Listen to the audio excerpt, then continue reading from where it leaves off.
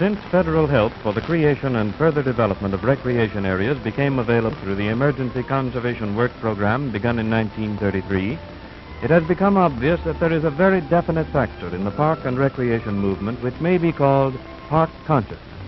In some sections of the country, as in Minnesota, the public makes avid use of such outdoor recreational facilities as have been provided. And this very publicly expressed enthusiasm inevitably results in a more rapid development of park systems. Indeed, the development of parks may be said to be in direct ratio to their use.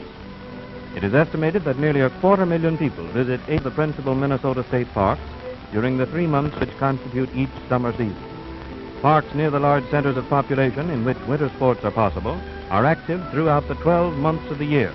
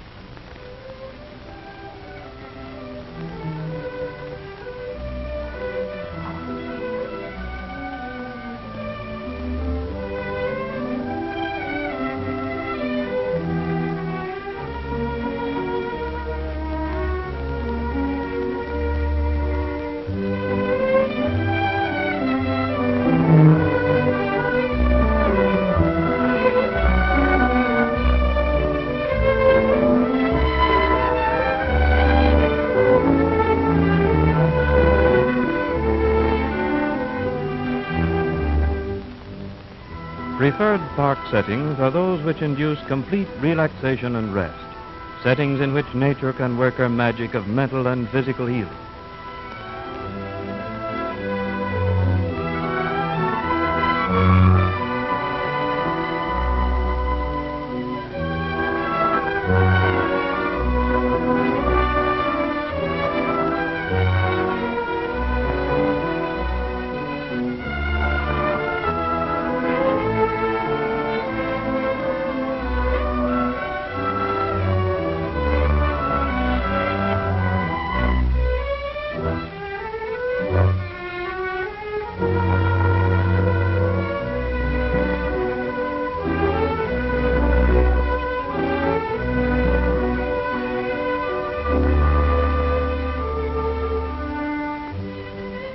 Parks are a call to the people to rest and play in family groups, a cure which has been seriously advocated for most of our social difficulties.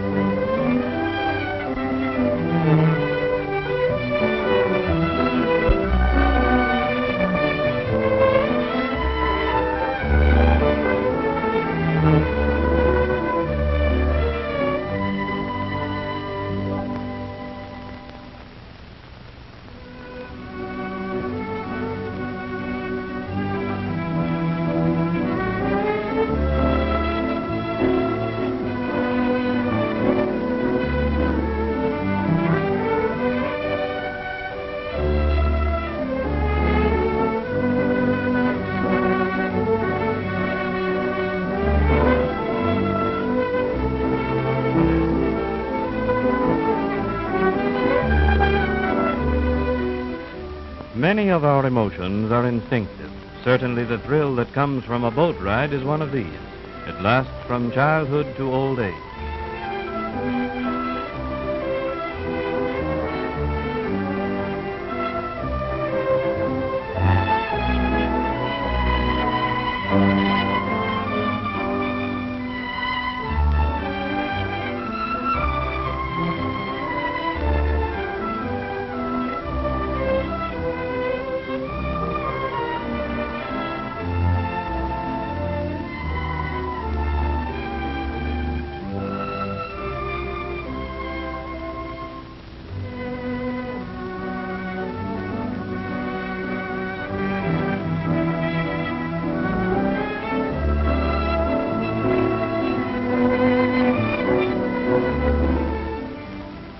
In state parks in all parts of the country, there are simple but adequate facilities for camping available. sometimes for small charges, sometimes for no charge at all.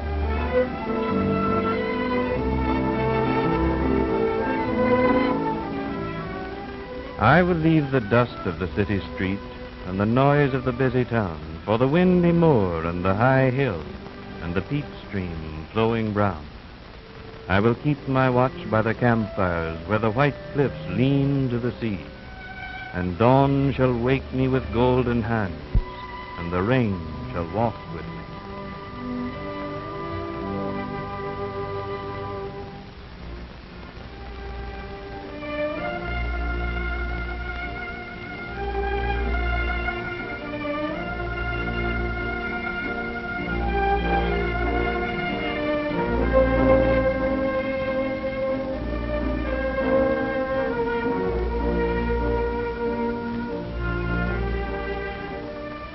Fishing and golfing are the hobbies of more Americans than are any other pastimes.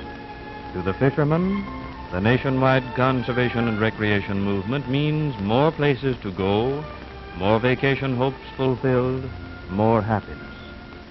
Protection and propagation of wildlife are important parts of the program. Every living thing, not just game in the popular sense, is considered, and development plans are drawn with this in mind. In the state parks alone, the Conservation Corps has built or improved more than 300 lakes or ponds. Many of these will be stocked with fish at regular intervals, and those parks blessed with natural bodies of water will be given the same attention. Minnesota needs few dams to form her glistening pools. Nature made them centuries ago, and today men go there from all corners of the country to rest and play in this land of 10,000 lakes.